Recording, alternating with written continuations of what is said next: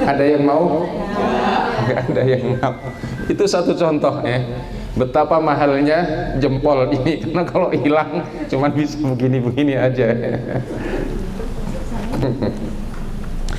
Maka kalau biaya penciptaan kita begitu mahal, Allah perintahkan dan berikan pada kita semuanya tugas-tugas yang besar dan mahal. Apa itu tugas besar dan mahal? Ibadah. Coba 2 rakaat subuh saja, sholat subuh. Gimana Bu? Dunia seisinya. Rakaat al-fajri khairum minad dunya wa ma fiha. Itu 2 rakaat sholat subuh. Kalau 4 rakaat sholat isya, ya 2 kali lipat. Kalau sholat maghrib 2,5 kan gitu ya. Jadi luar biasa besar. Jadi ibadah itu harganya juga mahal. Maka itulah Allah Subhanahu wa taala wanti-wanti kita semuanya. Bapak Ibu yang dirahmati Allah, untuk menguatkan orientasi ukhrawi kita ini, ada kisah seorang pemuda. Oh, di sini udah nggak ada yang muda ya. Ini ada, itu fotografernya. Oh iya, ada fotografer kita. Iya, usianya kira-kira seusia fotografer kita lah. Namanya Rabi'ah bin Ka'ab al-Aslami radhiyallahu an. Beliau full membantu Rasulullah sallallahu alaihi wasallam. Beliau termasuk kaum muhajirin. Kalau tidur kadang-kadang di depan pintu Rasulullah, agar setiap saat di malam hari Rasulullah bangun, beliau sudah siap untuk membantu. Dan beliau khusus kalau malam itu menyiapkan air untuk Rasulullah SAW untuk berwudu bersuci. Di malam hari begitu bangun langsung menyiapkan air untuk Rasulullah bersuci dan untuk kemudian berwudu untuk qiyamul lail. Dan itu terus berjalan sampai 4 tahun lamanya. Maka suatu malam Rasulullah panggil setelah menyiapkan air dan kemudian dipanggil oleh Rasulullah. Kira-kira kalau bahasa kita, ta'al ya Rabi'ah, kemari wahai Rabi'ah. Apa kata Rasulullah? Ya Rabi'ah, salni u'ti. Wahai Rabi'ah, mintalah kepadaku apa yang kamu minta, aku berikan. Masya Allah. Kira-kira apa Mas fotografer kita? Kalau di depan kita ada Rasulullah, kemudian Rasulullah menawarkan, mintalah wahai anak muda kepadaku, aku berikan. Apa yang kita minta? Rabi'ah ini belum bekerja, belum punya istri. Ini fotografer kita punya istri belum? Oh sudah. Kalau belum nanti ada yang ibu-ibu yang punya anak gitu. Jadi belum punya istri, belum punya pekerjaan, apalagi rumah juga belum punya. Kira-kira apa yang diminta? Dia terdiam. Apa yang harus saya minta? Apakah pekerjaan dulu biar nanti bisa berkeluarga, kemudian kita bisa bikin rumah, atau apa? Tapi dia ingat firman Allah Subhanahu wa taala dalam surat Hud ayat 6 itu, wa ma min dabbatin fil ardi illa 'ala Allahi rizquha wa ya'lamu mustaqarraha wa mustawda'aha kullun fi kitabim mubin. Masya Allah. Kalau dia teringat tidak satu pun hamba Allah yang bergerak, berjalan, melata di muka bumi ini kecuali seluruh kebutuhan hidupnya sudah dijamin, sudah disiapkan. Meskipun ada yang sudah di tangan dan ada yang belum di tangan, maka dia yakin kalau kebutuhan di dunia nggak ada yang perlu diresahkan. Resahnya adalah di akhirat nanti.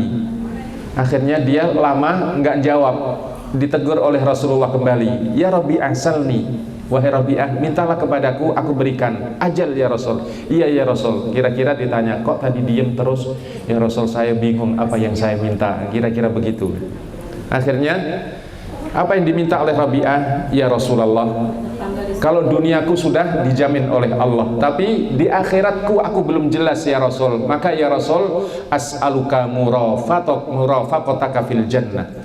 Ya Rasulullah, as'aluka murafaqataka fil jannah. Ya Rasul, aku minta kepadamu agar aku bisa menjadi temanmu di surga nanti ya Rasulullah. Masya Allah, itulah cita-cita besar.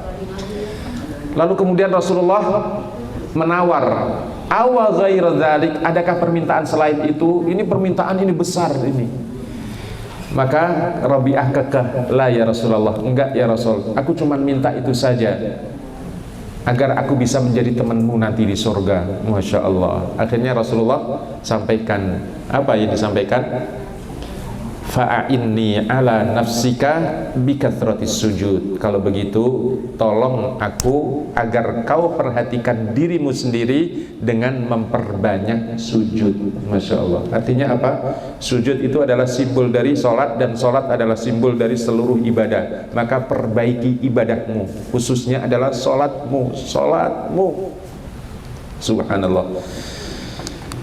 Ibu-ibu, bapak-bapak yang dirahmati Allah, itulah perjalanan kita, harus kita perkuat orientasi ukhrawi. Makanya Imam Ali karramallahu wajhah mengingatkan pada kita semuanya, kunu min abna'il akhirah. Irtahalatid dunya mudbirah wartahalatil akhirah muqbilah. Walikulli wahidin minhuma banun fakunu min abna'il akhirah wala takunu min abna'id dunya fa innal yawma amalun wala hisab wa ghadan hisabun wala amal. Ini mengingatkan kepada kita semuanya, wahai hamba-hamba Allah, ketahuilah dunia ini dengan pasti akan kita tinggalkan dan akan meninggalkan kita, dan akhirat dengan pasti akan menyambut kita. Dan setiap masing-masing dunia atau akhirat ada generasinya. Ini generasi dunia, ini generasi akhirat. Maka jadilah Anda generasi akhirat. Hidup di dunia tapi untuk membangun sukses akhirat. Karena hari ini kalau di dunia belum ada hisab, baru kita terus beramal, berbuat, beribadah dan seterusnya. Baru nanti di akhirat udah nggak berbuat apa-apa lagi, tinggal memetik buahnya. Adakah yang kita tanam hari ini di dunia? Ibu-ibu yang dirahmati Allah, itu pertama. Jadi untuk merencanakan husnul khatimah, agar seluruh kebaikan yang ada di dunia ini ringan kita lakukan, bangunlah, kuatkan orientasi, tujuan, visi akhirat kita. Apa visi akhirat kita? Masuk surga, selamat dari siksa api neraka. Itu harus kita dengungkan. Ij'al syi'arona fil haya, jadikan itu syiar dalam hidup kita. Mati masuk surga, selamat dari siksa api neraka. Allahu Akbar, itu indah. Yang kedua, selalu berhitunglah dengan usia efektif kita. Selalulah berhitung dengan usia efektif kita. Apa usia efektif itu? Karena kita semuanya tahu, tadi sudah kita sampaikan hadisnya. Rasulullah sampaikan, a'maru ummati ma baina sittin ila sab'in wa aqalluhum man yajuzu dzalik, rata-rata usia umatku hanya antara 60 sampai 70 tahun dan sedikit yang lebih dari 70 tahun. Hadis ini diriwayatkan oleh Imam Tirmidzi dan Hasan sahih. Dan yang akan kita pertanggungjawabkan nanti adalah yang pertama, an umrihi fi ma'afna. Umur kita untuk apa kita habiskan? Umur kita untuk apa kita distribusikan? Masya Allah. Coba kita hitung, ibu-ibu yang dirahmati Allah. Andai kata usia kita 70 tahun, atau kita ambil 80 tahun, udah 70 tahun aja deh. Habar baji. Salatullah salamullah ala toha rasulillah. Salatullah salamullah ala yasin habibillah. Hidup di dunia sementara, yang hakiki di akhirat sana. Umur jangan disia-sia, agar kita tidak menderita. Andai usia kita 70 tahun, hitunglah untuk apa kita distribusikan. Sekali lagi, yang akan kita pertanggungjawabkan di hadapan Allah nanti adalah usia efektif kita. Dan usia efektif adalah batas akhir usia kita dikurangi masa balik. Andai kata usia kita 70 tahun, masa balik misalnya maksimal 15 tahun, meskipun kalau ibu-ibu lebih cepat. Maka usia efektif kita berapa? 70 tahun dikurangi 15, yakni 55 tahun itulah yang akan kita pertanggungjawaban. 55 tahun itulah yang Allah turunkan surat wal asri innal insana lafi khusr. Kalau usia efektif misalnya kita 70 tahun dan yang efektif 55 tahun, itu yang diberikan warning oleh Allah, wal asri innal insana lafi khusr, demi masa sungguh manusia merugi, illal ladzina amanu wa amilus solihati wa tawasaw bil haqqi wa tawasaw bis sabr. Nah, usia efektif ini, usia kita efektif ini untuk apa kita distribusikan? Untuk bekerja misalnya. Bekerja rata-rata 12 jam, meskipun cuma 8 jam tapi perjalanan menuju kerja pulang lagi, taruhlah bekerja yang resmi atau bekerja tidak resmi, kita padatkan 12 jam dari jam 6 pagi sampai jam 6 sore. Maka usia efektif yang 55 ini, kalau 12 jam adalah separuh dari 24, maka separuh dari 55 tahun adalah 27,5 tahun. Taruhlah kita ambil yang paling rendah 27 tahun usia kita untuk bekerja. Andai kata usia kita 70 tahun, efektif 55 tahun, maka rata-rata kita bekerja sepanjang siang jam 6 pagi sampai jam 6 sore 27 tahun. Makanya kalau bekerja kita hanya mencari sesuap nasi, Masya Allah, rugi kita. Harus kita niatkan untuk ibadah. Yang kedua, untuk tidur berapa jam? Andai kata tidur kita 6 jam, jangan 8 jam ya. Andai kata tidur kita kurang lebih 6 jam, maka 6 jam adalah seperempat dari 24, maka seperempat dari 55 adalah 13,5 tahun. Taruhlah kita ambil 13 tahun kita tidur. Maka kalau tidur kita juga tidak kita niatkan, masukkan dalam frame ibadah, kita rugi juga. Yang ketiga, untuk keluarga, berapa jam sehari semalam kita rata-rata bersama keluarga? Maksimal 4 jam. Karena bekerja 12 jam, maka bersama keluarga, kalau kita dari jam 6 sampai jam 10 misalnya, maka 4 jam. 4 jam adalah 1/6 dari 24, maka 1/6 dari 55 tahun adalah 9,2 tahun. Taruhlah kita ambil 9 tahun. Masya Allah, 9 tahun bersama keluarga, ada menjadi keluarga sukses, ada menjadi keluarga berantakan. Lalu untuk apa lagi? Untuk istirahat dan santai. Misalnya kita ambil setiap hari istirahat dan santai 2 jam saja setiap hari.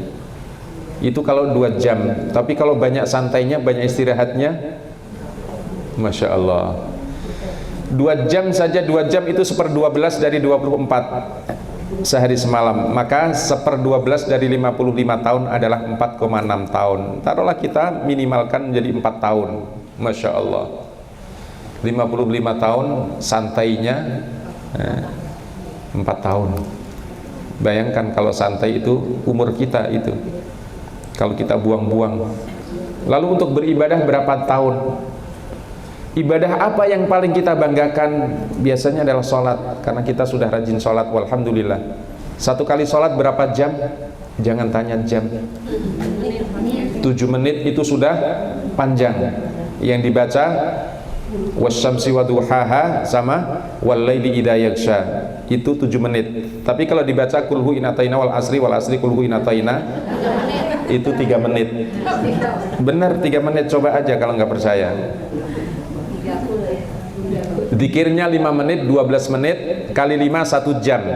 1 jam kalikan, silahkan 55 tahun itu ada 20.075 hari, kalikan 1 jam, maka dia akan ketemu 2,3 tahun. Atau andai kata kita bulatkan jadi 2 tahun untuk beribadah. Itukah yang kita banggakan di hadapan Allah? Untuk sholat yang paling kita banggakan biasanya. Nah, lihat distribusi umur kita. bekerja dan aktivitas 27 tahun, tidur 13 tahun, bersama keluarga 9 tahun, istirahat dan santai 4 tahun. Ibadahnya cuma 2 tahun. Ini kita